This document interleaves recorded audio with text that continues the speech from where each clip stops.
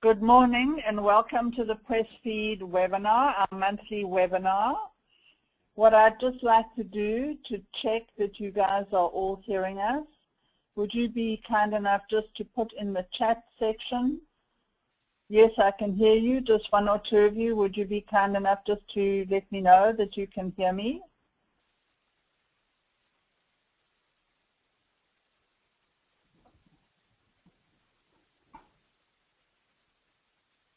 All right, great, thanks. So we are recording this, and I have with me today Dana Chin, and we're going to introduce her in just a second.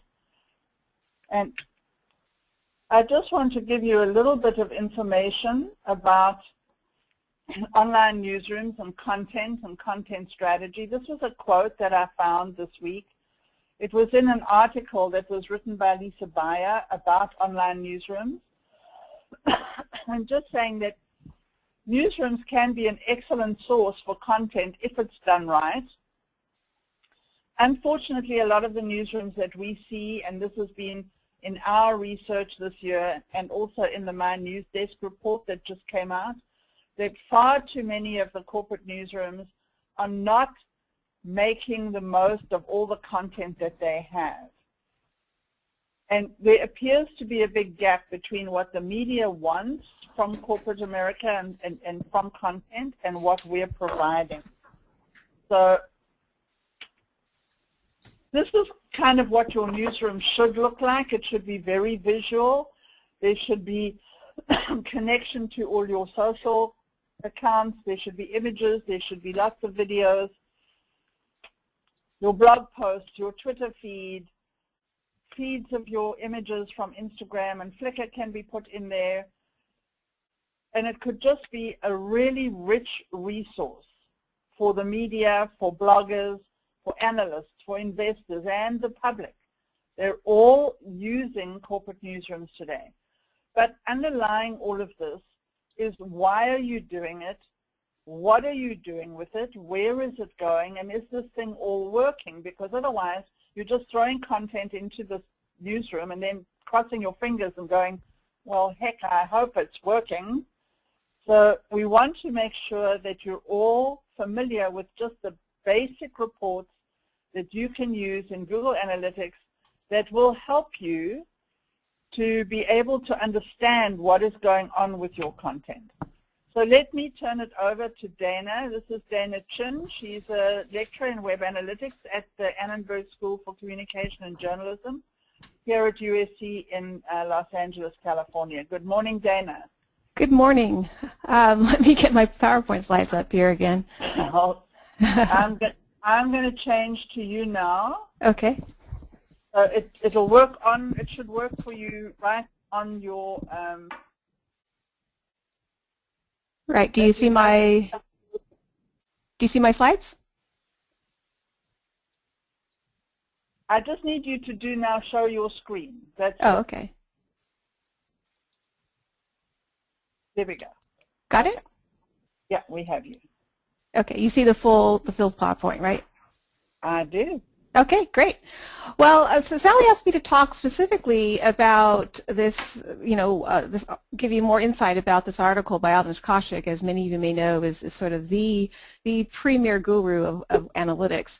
So these are just some thoughts about that article. I hope you've all at least reviewed it and can follow, along. But if you haven't, you may want to pop it up and refer to it as I go along. But before we get started specifically about those reports, I wanted to talk and really draw a line in between the two types of analytics data that is available to you. One is behavior research, and that's what people actually did as captured, and this is going to become important as we go along, as captured by an action that someone takes on a keyboard or a mouse. The other really important part of web analytics, or any analytics actually, is attitudinal research, or what people said they did, what they think, and most importantly, why they did. Because there's a lot we can now get from behavioral research, but there's so much that we can't. And most particularly, especially for new ventures and things like that, it's the why. Why aren't people coming to your site? Why aren't they taking the actions that we're not capturing? So when we're talking about Google Analytics, we really are focusing on behavior research, what people did.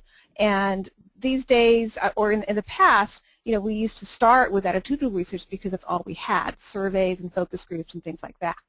But now, with the web and the age of big data and what have you, we're looking at really plumbing the depths of behavioral research first, not just Google Analytics, but your customer relationship management system, things like that. Really getting all that we can from that first, and then for key particular questions, then going on to attitudinal research. So today I'm going to talk specifically about the 10 reports that Avinash has laid out in Google Analytics that mainly center around this behavioral research questions that you may have. So just some basics. These are the three main metrics of Web Analytics: unique visitors, they visit a site, and they generate page views.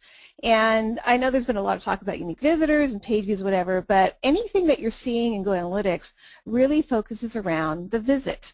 And specifically, not just the visit, but what visits involve engagement and what actions that indicate that. And when we talk about actions, it's not just visiting a site, but visiting it regularly, not just viewing the content, but viewing a lot of it. And most importantly, what actions really are indicating that they're interacting with the content. Interacting meaning a broad amount of things other than just buying, but rating, printing, voting, taking a poll, clicking on ad, share, email, comment, contribute, any of these things other than just coming to the site. So when before you delve into sort of any of the reports that Avinash has laid out, the first step is to sort of get an overall temperature of your site by looking at overall visits. And temperature is you know that if you have 101 temperature, then you know you're sick. You don't know what, but you know that you at least need to go to the doctor and investigate it more. So visits is sort of like that for Web Analytics. It's a good starting point. Web Analytics is never just one metric that you can look at and say, yes, we're doing well, or yes, we're failing. But it really at least gets you started and thinking, oh, is there something we need to go and look into? And that's where the reports all start in. So what is a visit? A visit is, it measures all the individual, or a visit is a collection of all the individual sessions initiated by all the visitors to your site. So one person comes twice, another person comes 4 times, another person comes 2, 1, 6, whatever, and it's a simple count of all of those times that someone comes, to your site.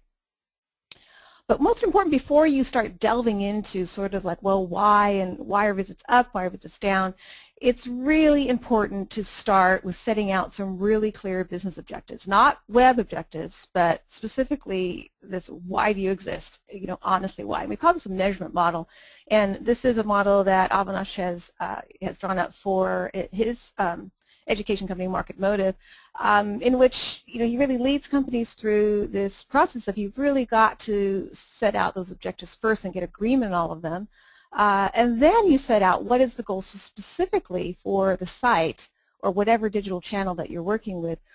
How does the site specifically contribute to that business goal, whether it be sales or in news and nonprofits, attention or advertising or what have you, but specifically, how does the website contribute to that business objective? After you've really set those website goals, then you can determine what the key performance indicators are, those metrics that are really going to indicate whether you're successful or not, and more importantly, what decisions to make. Within each KPI, you can then look at what we call segments, or really looking at visits that come from a traffic source or what have you. And those, when we talk about the reports that Avinash has laid out, we're really talking about all the different segments that you should be looking at in relationship to your business specifically. And everyone's going to have their own goals, of course, and consequently their own KPIs and segments. There really are no more benchmarks in this industry. It's all very much an individual type of thing that you have to do. There are no more sort of third-party measurement systems that can tell you what's successful or not. In the past in media, we had Nielsen and ABC circulation, things like that. It's all third-party. All we could do is just sit back and say, oh yes, that's what our measures are. That's what's successful. That's not. Now we've got to do all the work ourselves. So that's what analytics is all about. Is really digging in and thinking, setting goals, and really understanding the data according to our goals, not according to somebody else's. So in other words, in looking at your data, you really have to basically segment or die. And this comes from another analytics guru, Jessica Controni of Cardinal Path. In other words, you're not just looking at all the visits in total or mass media audiences anymore. You've really got to know, sort of among all the visits that come to your site, who's doing what, where they're coming from, and what actions are they taking. And once you know that, then you can specifically target actions that will then increase whatever you're trying to do with your site. So let's go into the first segment that Avinash has laid out, and that is the sources overview report. Sources overview report. It's where did an internal visitor come from, and did they come based on actions we took? In other words, did you do something like optimize your search, or do an email campaign, or do a branding campaign, or whatever? And did that actually result in anything happening on your site? So when you're looking at the sources overview report, you're really looking at visits that come from search, from referral. Referral traffic is anything from another site. That includes Facebook and Twitter because that's a third-party site. So someone coming from your page on Facebook or from your Twitter account is counted as referral traffic. Direct traffic is either someone who types in your URL or it's bookmarked. So they come to these are people who know you or who know your message or who are perhaps are reacting to a campaign that you said where you said go to this URL. And then finally campaigns, which are very important as in Avinash's reports, because it's specifically setting up in Google Analytics. These are not default reports that you can just go in Google Analytics and get, but you have to specifically know what you want to set up and set it up in order to track this. So this is probably step one of really understanding what's happening out there. I mean, your site is sitting out there, but where exactly are they coming from? There's multiple channels, for that. So Avinash suggests, that you really need to be looking at a balanced portfolio here. This is no different than, say, stocks. And in his report, he talks about that maybe for most companies, especially e-commerce, that you want about half in search, some referral, direct, and then definitely some from campaigns. And you can see, on the other side, on the right-hand side, that if you have too much coming in from search, then that may be due to a variety of factors. You're not really, developing a relationship with blogs for referral traffic. You're not doing many campaigns or branding campaigns to get direct and campaigns and things like that. You can also get something that's really screwy based on the way you set up your architecture. This is a site that I've worked with where something was really weird. They had 62% in referral traffic, and what's that all about? Does that mean that they were too reliant on social media? Well, what had happened to be is that actually the way they had set up their site and the way they had set up Google Analytics, it was really misleading and looking at that. So that can also be a clue about maybe you just haven't set up your site right, or the way that you set up Google Analytics to count how your partners are coming in. So this is sort of the first sign that you see. Maybe is the data really saying what you wanted to do, or does it really reflect what you're really wanting to find out? And this again goes back to really being focused and centered on what your goals are in order to be able to catch the so what of looking at a number like this. So you'll see sort of the importance of understanding where people are coming in when they hit your site as we go along in these 10 reports. And one of the first things to look at when you're looking at search is what search terms do people come in from. And Google Analytics has done a very upsetting thing to us in analytics land here. About a year ago, they decided that they're not going to provide the keywords from people who were signed into Google. So if you sign into your Google account, in which a lot of people have Google accounts these days, then whatever keywords that you're putting into and getting to a site for, it's just not going to be captured. So that's when you go in your Google Analytics account, you see this not provided. That means you can't get the keywords from any of those visits. And so what we're left with is just looking at keywords from people who come in and search from who weren't signed into Google for any reason, kind of thing. But That being said, there's still a lot of information you can get from the keywords that coming from external search. And what you're looking for here is to look at the words that are your brands, and brands meaning your actual brand name. It could be an advertising slogan, it could be the name of your CEO or what have you, but how strong is your brand out there? And when people are putting in search terms, are they actually getting to your site? The other more important thing, I think, especially for growing business or growing traffic to your site, is these visits from unbranded search. These are topics that you want to be known for. For example, for a news organization, are they getting terms about local news events in their areas? Are people finding the content on their site based on what they want to be known for? There's also sometimes traffic that you don't want to be known for, scandals and things like that. And the big gold, I think, is when you look at your keywords and you're seeing traffic around terms and topics that you didn't know that people were coming to you for. And that can mean a lot of opportunities for you to say, oh, people are thinking of this, or that we didn't know there's a market here, whatever, they think we should have that, then maybe that's something we should explore and go into. So really delving into search and optimizing your search, really starts out with really understanding sort of what are the terms, because it gives a valuable insight into what people are thinking. And this is as close as we can get in behavioral research in trying to detect the attitudes of people when they come into the site. The second report then is after they've come in from wherever they're coming in, from search or Facebook or whatever, then where did they land? Common misperception on a lot of sites, especially news sites, is that let's all focus on the home page, because sure, a lot of times, the majority of your visits are coming in through the home page, but really what's more interesting is when they're coming from off of these sources, where exactly do they land? And more importantly, what happened when they got there? Did they stay? Did they actually buy something, if that was the goal of your site? Or unfortunately, did they leave? And as an analyst, you sort of are always looking at what's wrong rather than what's right, because what's wrong are things that you should fix. Yes, what's right are things that you should do more of, but you at least want to address first and foremost what's wrong with your site and see if you can do something about that. So the first thing to look at when you look at the landing page report is this bounce rate. And a bounce is a visit with only one page view. In other words, in Avanash's terms, I came, I saw, and I puked.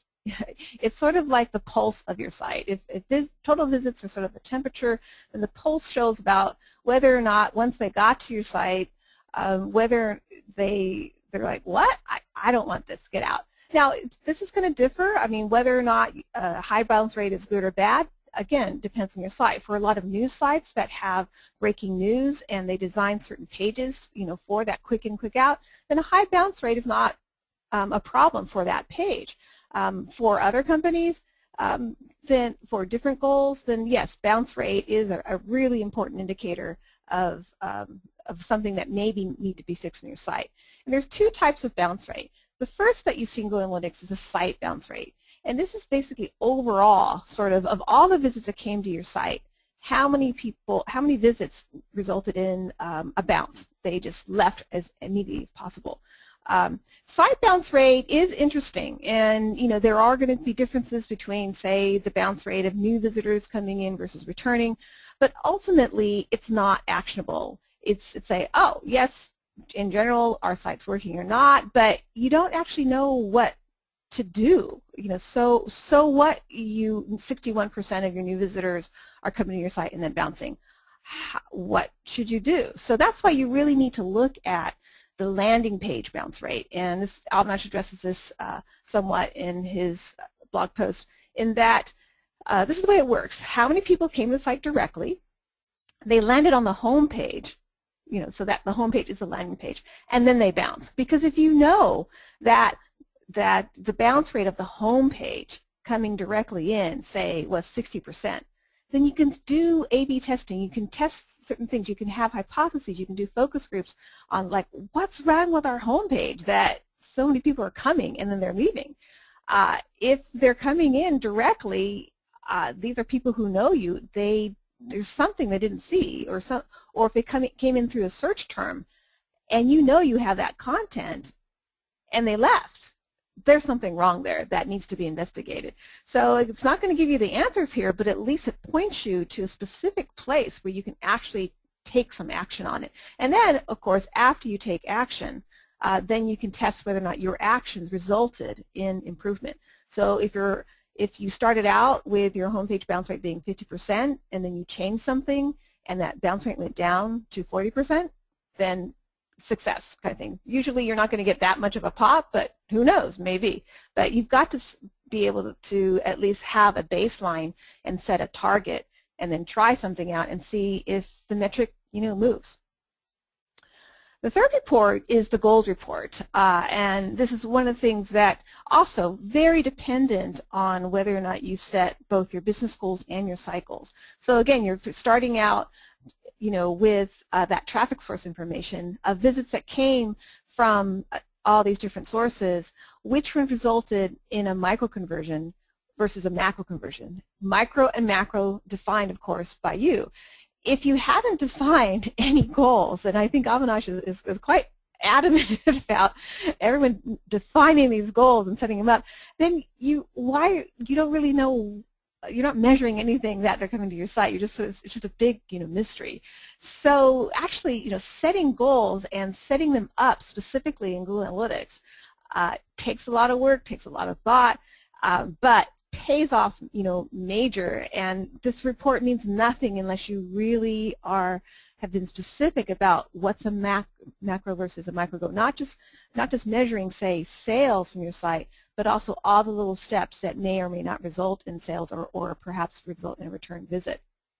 This is all, as I mentioned before, set up according, custom coded in Google Analytics according to what your goals are, what value you put on each goal, and what you're deeming micro versus macro. And you're going to have far more micro goals than macro, but the actions that you take probably are going to be more focused on micro goals. They're going to point you into directions of whether or not, what you can do, what you can try out, and things like that.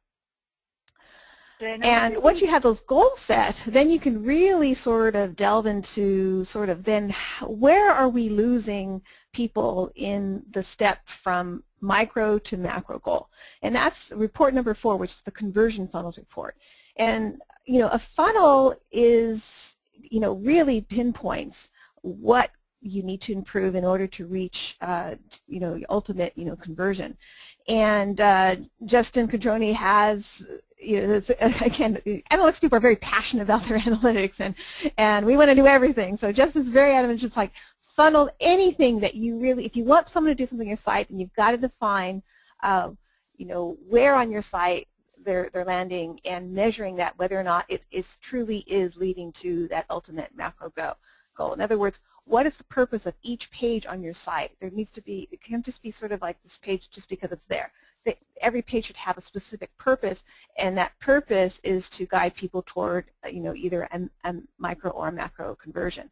So Google Analytics, if you set it up, can help you measure this type of thing. And so this is an example of, a very simple sort of e-commerce funnel, what that might look like. In other words, someone who's coming in through a landing page and they do an internal search for a particular item, they get a product description and price, they add the product to their cart, then they sign into their account in order to, this, for example, if you're on Amazon, before you can actually check out, you have to sign into your account, and then you review the payment, and then finally you get the purchase confirmation page. At any one of these steps, as you know from buying anything on the web, you could drop out. And sometimes if you see like a large amount of dropouts, say around the account sign-in, maybe that means it's too much trouble. Maybe your account sign-in doesn't work, kind of thing. So first and foremost, when you see something going wrong at say step 5 of your funnel, the first thing you check is a technical problem. Is there something technically wrong with your site? After you've ruled that out, then you can start looking at, well, what on the page, or what about the functionality, what about the size of the button, what about what the button says, what's not working, and how can we improve that? And conversion rates from the top of the funnel to the bottom of the funnel can vary widely, depending on your product and the price and the goal and what have you. But really defining the steps that different people can take and where they're coming in. They're not everybody's coming in from the top of the funnel. Some people are coming in, say, at step 3 or whatever. But it all goes down to, are you leading people to those macro conversions? And there's all kinds of really different funnel shapes. I mean, the data can indicate what's going on. I mean, naturally, you're not going to get that everybody coming in the funnel converting. That's that one on the left with the cylinder. The most common is, a lot of people come in and only a few say, convert. The optimal, which is the holy grail, is, most of the people who come in do convert. An ill-defined funnel, that's number D, it's sort of a funny one where people come in, people are also coming in sort of step 3 or step 4 or whatever, and then they have all kinds of different conversions. And then finally, the really horrid one, poorly converting funnel, is one where a lot of people are coming in, but very, very few are even going down the funnel and converting. And this comes from Brian Clifton. And all of the technical aspects of Google Analytics, Brian Clifton's book, Advanced Web Metrics of Google Analytics, 3rd edition, really is an excellent resource guide for understanding the technical aspects of all of these customizations in Google Analytics. I really highly recommend, his book Dana? for that. Pardon? Can you perhaps give some examples of what goals and how a funnel would look, not for purchasing, but for content, like for PR or for news or something like that? What kind of goals could they set, and what would be a conversion if it's just content? Right. Well, I think one of the most important conversions or goals for a news or content site is sign up for email newsletter or sign up for more information from the company, because then you can not only capture their email address and a way to contact them further, but you can also capture their name, their company, and also what they're interested in, and then you can tailor your messages and content, accordingly. And so if someone's interested enough to sign up for something for you, then that means they're also willing to help you help them. In other words, I always get frustrated when they're like, oh, we don't want people to be discouraged from signing up. It's like, well, if they're signing up, they're interested. And you need to say that we want to capture this information because we're interested in serving you better, I think. So if you're upfront about how you're going to use their information, then you can capture, a lot of that. And so many people just sort of like slap the email newsletter thing up there and say, sign up for us and everything, but they're not really saying what is really prompting, what's bringing people to that point where they are, yes, I'm interested in hearing more. I want to have a relationship, with your company. So that's the one that's most important. The one that's more of a micro conversion is whether or not, say, you've done a new series of content or put on new content or whatever, and are you doing the right promotion for that? Are you doing the right marketing? Are you doing the right social media on that? And so really putting the funnel based on where they're coming in, and are you leading them through all the pieces of that content that you wanted them to, or interacting with, say, a database of information. Did they not just go to the database, but then did they do several searches? So for a lot of content sites, the funnel may be rather shallow. It's not going to have the 6 or 7 steps for an e-commerce process, but it still can give. Again, if each page truly does have a goal, whatever that may be, then it still can give valuable information. Particularly for things like navigation, are people finding what you're emphasizing? That a funnel can help you determine that. But you can see that these are very specific things, so it does take a lot of thought and frankly experimentation. Sometimes you set up a funnel and it's like it doesn't give you any information at all. So funnels are trial and error, but when you get the one right and matching to your goals, they're extremely valuable. Number 5 sort of delves deeper into this funnel idea, and it's all about all these different channels. And as Avinash points out in his blog reports, yeah, multi-channel funnel, multi-channel attribution is all the rage now. In other words, of all the different channels you're using out there, how can you determine which one worked? You know, if someone in the e-commerce example, if someone looked at something on your website, got a brochure, and then went to the store, who gets credit for actually the sale? And so this is a helpmate, you know, for that. But again, it starts out with really defining what your goals are and really setting up your campaign tracking parameters or custom coding these campaigns that you want to do that you want to track in Google Analytics. So you know, this report, don't have that much experience, you know, with this report, but it's another valuable way to really go a little bit outside of just your web and say, of all the things that are out there that you're doing, you know, how can you track, or how can you get just a little bit more information than you had before. You're never going to get perfect information on what exactly was the channel that triggered that conversion or that sale kind of thing. But what you're trying to do is just get some indicators that may give you information about how to take, you know, further action.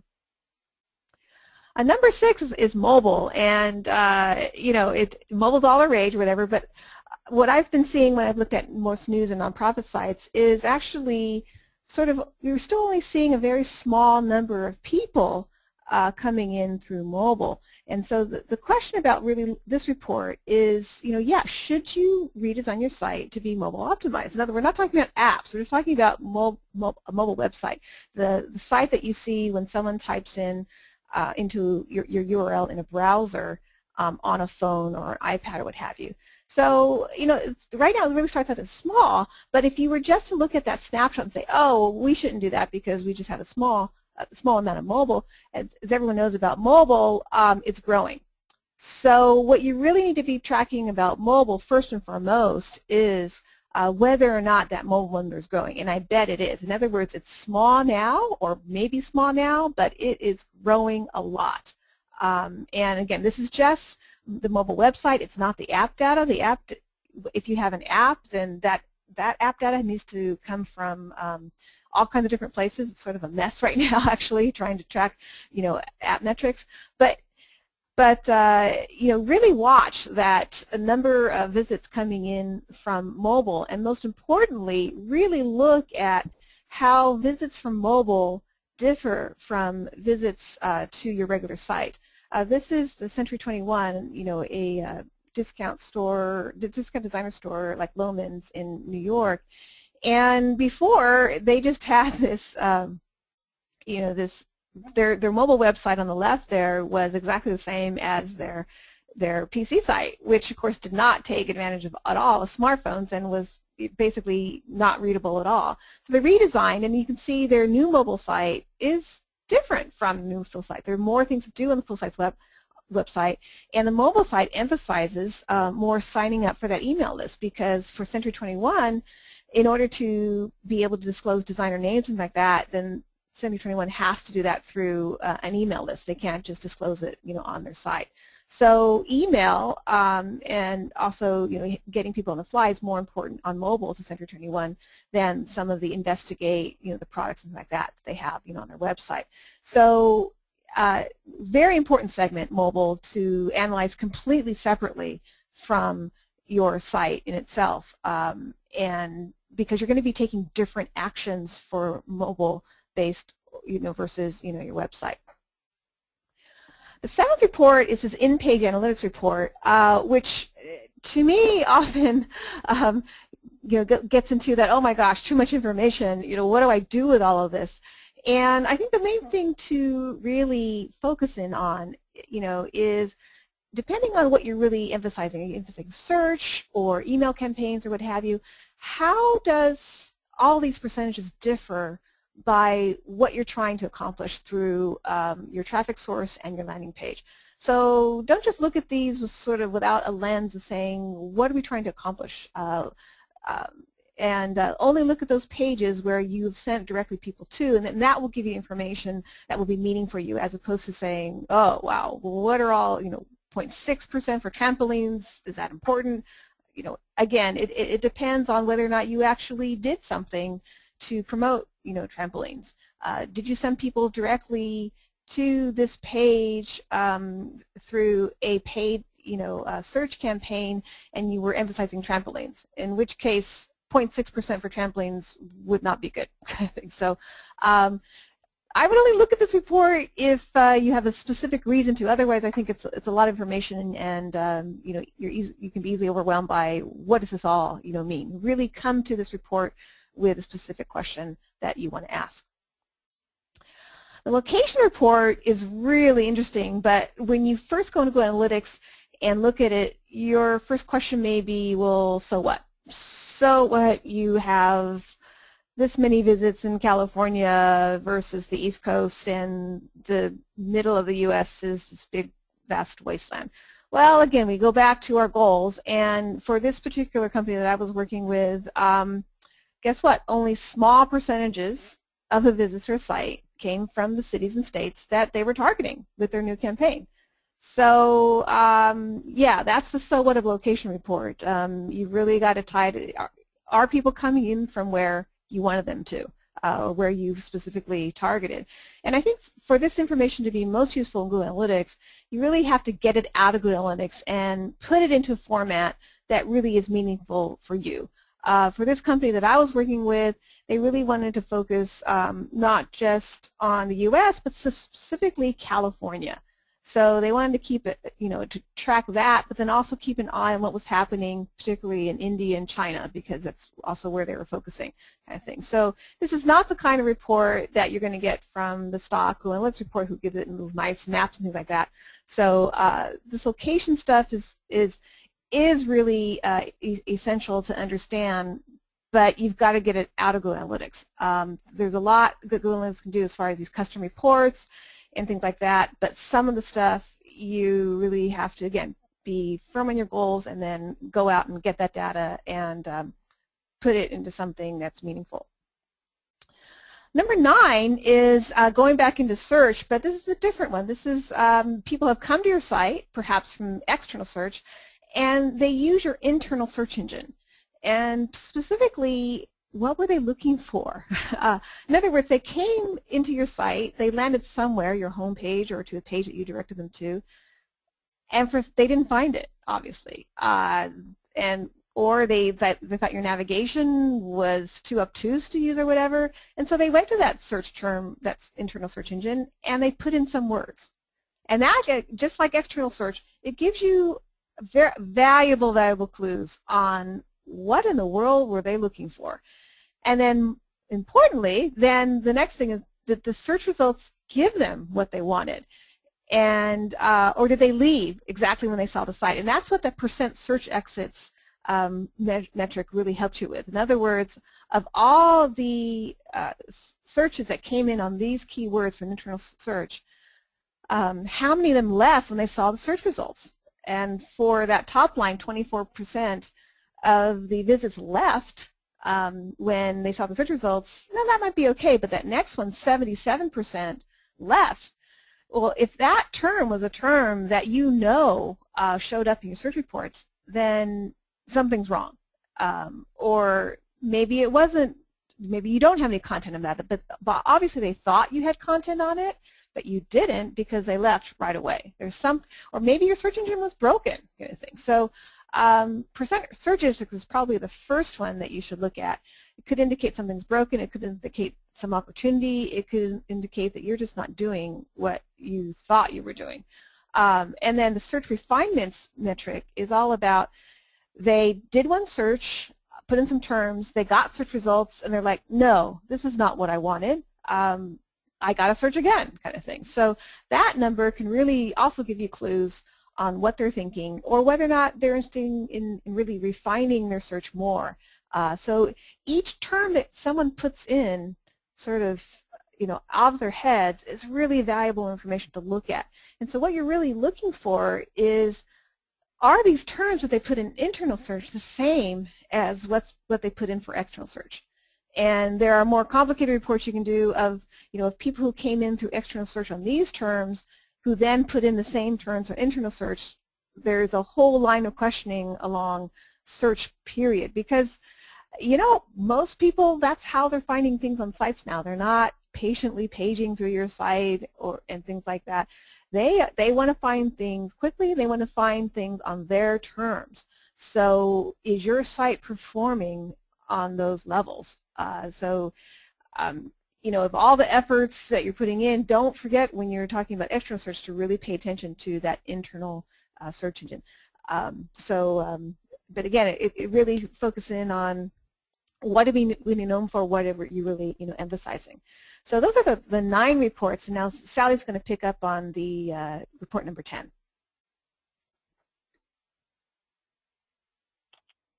Thank you, Dana. I'm just changing back so I have my screen. 1 second. And you should be able to see it now.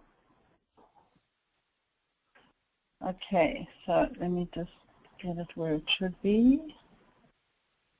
All right, so we're going to talk about how to use some of these reports specifically to measure your social impact. And we're also going to look again at what goals you can set and how do they convert and where do they come in and where do they go out. But it's now specifically for your social reporting. And one thing I want to just bring to your attention, when you go into your Google Analytics and you click under traffic sources, and then there's one that says social reporting, it'll tell you that it won't work unless you have set up your goals. So it's really important to go and start to set up your goals, because otherwise a lot of these reports are not going to work for you. And they don't have to be the kind of thing where you're selling something. It absolutely doesn't have to be that. It can be any kind of goal. It can be, I want them to come in on this page and I'd like them to read this post or this press release. I'd like them to watch this video and I want them to download that white paper. That could be your funnel, and the download could be your final conversion. So it's just important to set those up. So the first one that you have available to you under the social reporting is network referrals. And this is just trying to understand how visitors from different social sources are engaging with your content. Let me get this out of the way for a sec. And then once we have them there, what are we going to do with them? So you're sharing different URLs, you're posting blog posts, things on Pinterest, in your Facebook page or in your newsroom, press releases, infographics, all this content that you're producing. You share those URLs, and then that URL will become the landing page. That will be the entry point into your site or your newsroom. That is where the traffic is coming from your social sources. So if you see your little graphic on the right-hand side here, it goes out via the feed and it gets indexed in different places. A blogger maybe posts it, somebody posts it on Facebook, and one of their friends puts it on Twitter, and suddenly your content runs away into the social web. You may post it once, and the next thing it's been shared in 20 different places. But the URL is still there, and so they're coming back on that URL into your content, and that becomes your landing page. And then measuring the conversion value will help you to understand the impact of social on your business. Now, you're going to have to decide what that value is.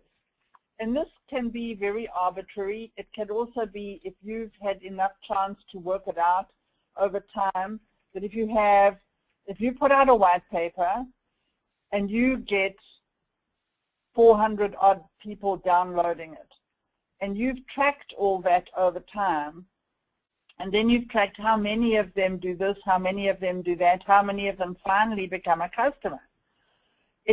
You can work out a value of how much. It might end up being like $1 or $2 every time somebody comes in off the piece of content that you've used. This would be like a campaign to promote a white paper. And then when they come in on that landing page, do they then click the button that says they will download it, at that point they're going to have to give you their name and address, as Dana said. There's the value, because now you have the identity and you can market to them. And then you can say, well, we figured this out over time, that we now have a new identity that is interested in our content, and that means they're interested in our product. That's probably worth $10. I'm just making this up as I go along. It would have to all be on proper data, you know, that's been done, and this has been done in many companies. For each company, obviously, it's a completely different amount. But ultimately, you can say the conversion is worth so much. So what we want to know is, are they engaging with us? What are they doing when they get there? Are they sharing? Are they signing up for your RSS feed? What are they doing? Which pages and which content is being shared? Even in your Facebook, you can look now and see how many people read posts, who comments, who shares. So this is the kind of thing that helps you to drive your content strategy into the future. There are all kinds of social plugins and buttons that you can put on your site and your news content. For instance, like your little share this or the +1 button. And a lot of them also will give you analytics, so you can see what content is being shared where. Now, this is one of the reports in the social reporting that I rather like, and it's called the social visitor flow. And it'll tell you where they're coming from, how many of them came. So in this particular instance, there were 123 that came from Facebook, 70 from Twitter, 63 from LinkedIn, so on and so on, going down. Which is useful, because then you know, well, Facebook is definitely the one that's sending me the most traffic to this particular page.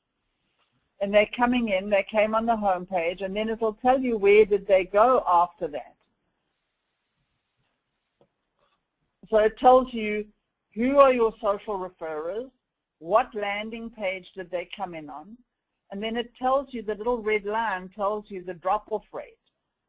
And so if 103 came in, then a certain amount of them dropped off, but it'll tell you where they went next.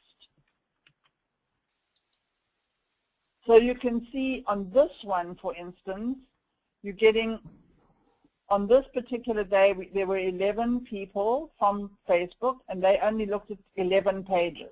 So each one of them looked at one page. Same for Twitter, but look at LinkedIn. Only 4 people came, but they're looking at 2 pages. So there's some value to these LinkedIn people. They're looking at more content. Maybe I should be spending more time promoting in LinkedIn, because those people appear to be more interested in my content.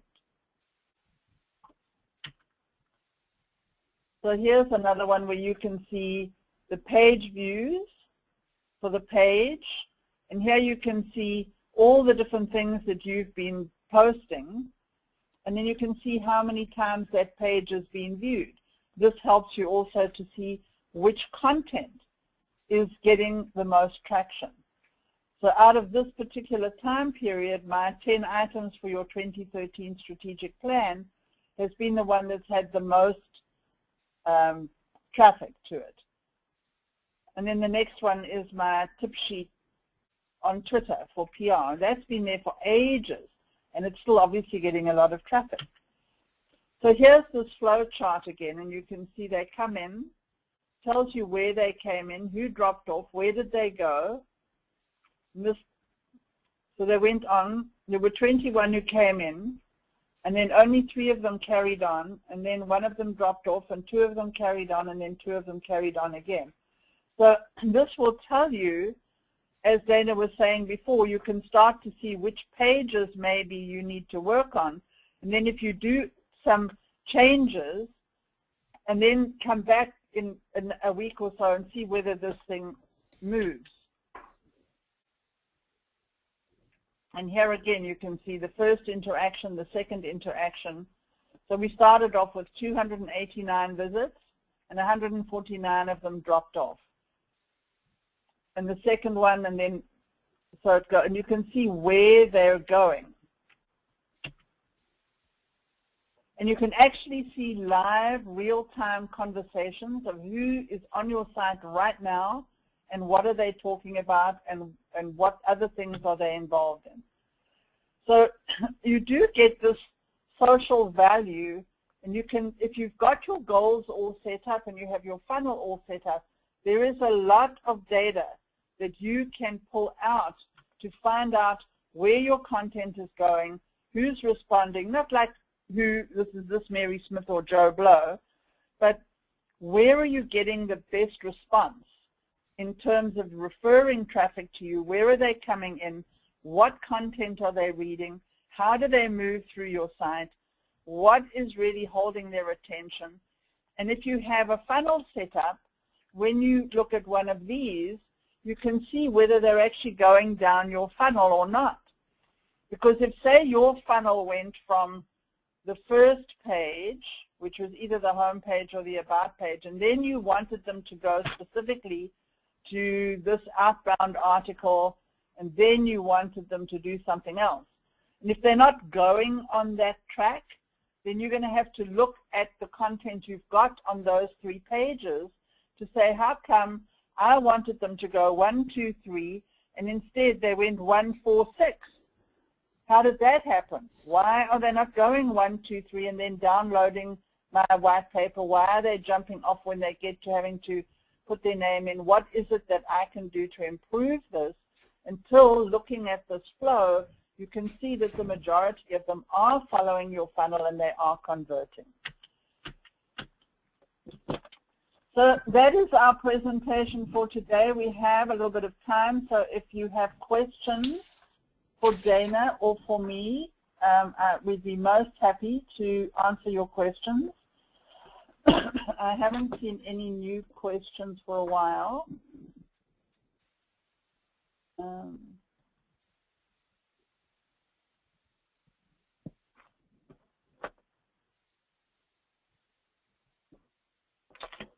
You can also always email me or email to Dana. She's chin@usc.edu, right, Dana?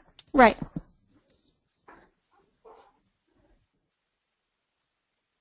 I was getting a flood of questions earlier and then suddenly it stopped. I don't know what. Or you can also put it into the chat. Try in the chat right at the bottom. If the question is not, let me try the other, any other question.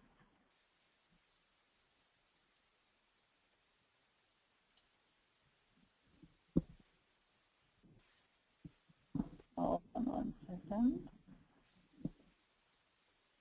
Dana, does the report on the internal search, does that include the terms that the people use in your internal search? Yes, it does. Okay, great.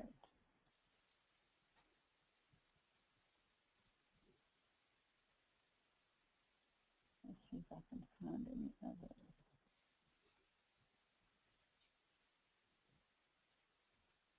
They seem to be coming in an odd, just like interspersed. They're not where they should be. So give me a minute. I'm just going to go through them all to make sure there aren't any that I've missed.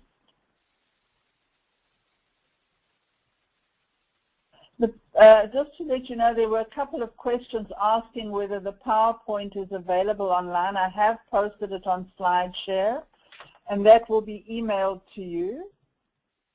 And the recording will definitely be up in a few days. Let me look at that one.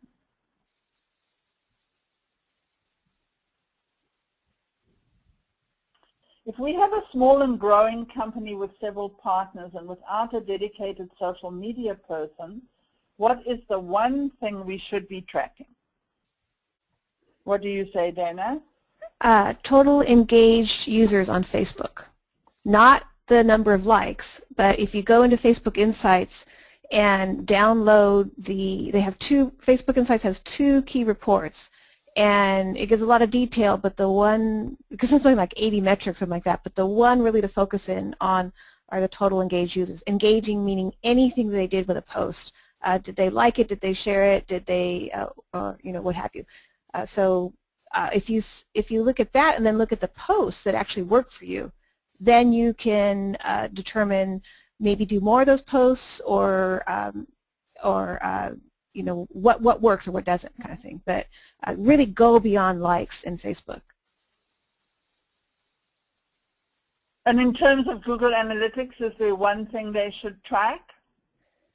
For social media, or in general? The question was just in general. You know, in Google Analytics. Yeah. For social media, definitely the one thing to track is total engaged users in Facebook, daily engaged users in Facebook. For Google Analytics, if you're only going to track one thing, then visits, not page views, not unique visitors, but visits. So that first screen that you get when you log into Google Analytics, and I would look at it both by day as well as by week, not by month, because by month it's too late to do anything about. By day, when you're looking at that day thing for a content company, you're looking at, in general, over time, how much is coming in on what day. Or are you getting most of your visits in on Mondays and Tuesdays, or on Wednesdays? What happens during the weekend? For a news organization, all of these news organizations say that claim to be 24/7, you know, but yet you see their web traffic go down on the weekend. Why? Well, they don't have as much staff on the weekend. It's like, well, do you want to be known as a 24/7 newsroom or not? Kind of thing. So that will give you clues too. When you're looking at by week, all of you probably have weekly meetings. So the first thing you should be looking at, what happened with visits last week, and what did we do last week? If you had a big content push last week and yet the number of visits from this week to last week was stagnant, that's a problem. That meant that whatever you did didn't have any impact at all. Right. And I have a question from Joelle, how to access those social reports with the social flow chart. Joe, I will get your email off your registration and I'll send you some screenshots. But when you're in Google Analytics, on the left-hand side navigation under traffic sources, there is one that says social reporting. But as I said, in order to get your social reports, you must have goals set up. Another little book that I really would recommend to you is called Sam's Learn Google Analytics in 10 minutes, which of course is not really, you can't really learn it in 10 minutes, more like 10 minutes a day, but it does give you the basics and it really helps to understand a bunch of this. You can get it for, I don't know, like $10 or something on Amazon. There we go. Yeah, the Brian Clifton book that I mentioned before also is really useful, especially for setting goals or the more complicated things in Google Analytics. Right. I'm sure there are a few more that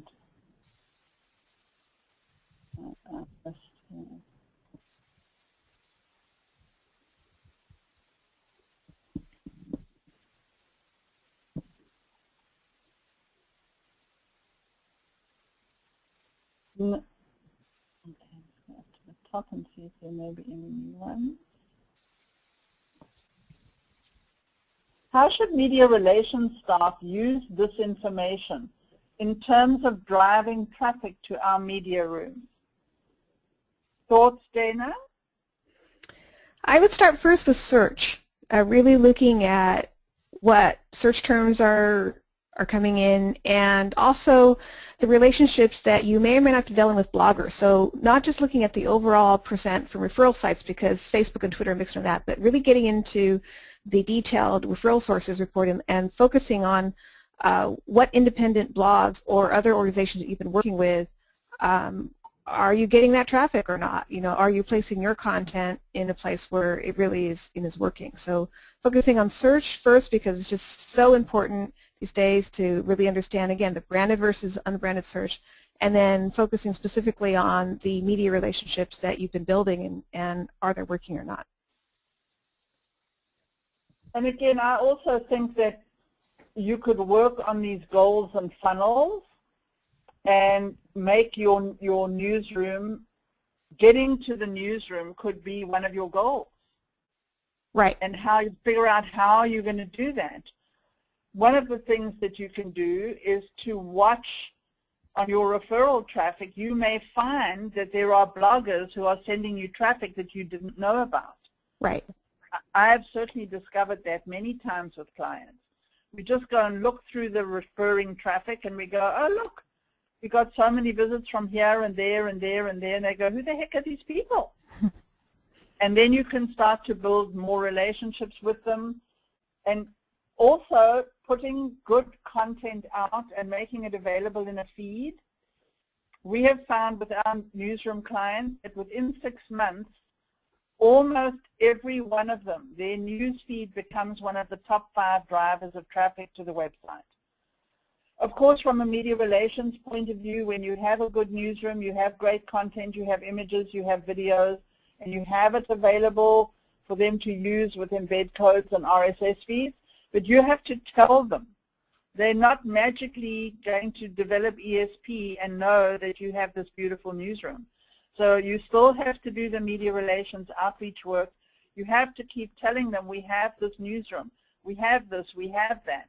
And then one of your goals becomes getting the media to subscribe to your RSS feed.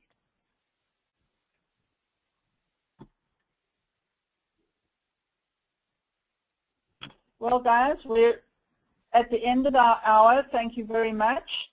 If you still have questions, please feel free to email them to me or to Dana. Again, her email, I will put it in the chat here, is Chinn, C-H-I-N-N, very simple, at usc.edu. There we go. And we'd be more than happy to have a conversation with you, help you with your questions. And I hope that you have enjoyed this webinar with us today, and keep your eyes open for the emails for the next one. It's going to be in conjunction with the Society for New Communication Research in March. I believe the date is around the same time, 2nd or 3rd week. And it will be on the research that's been done on online newsrooms and what the media wants with the new research that's been done in 2013. So thank you very much, and thanks for the kind comments about the content on our webinar today. We do appreciate that. We've enjoyed spending an hour with you, and I hope that you've learned something. And thanks again to Dana for spending her valuable time with us. Thank you very much, Dana. My pleasure.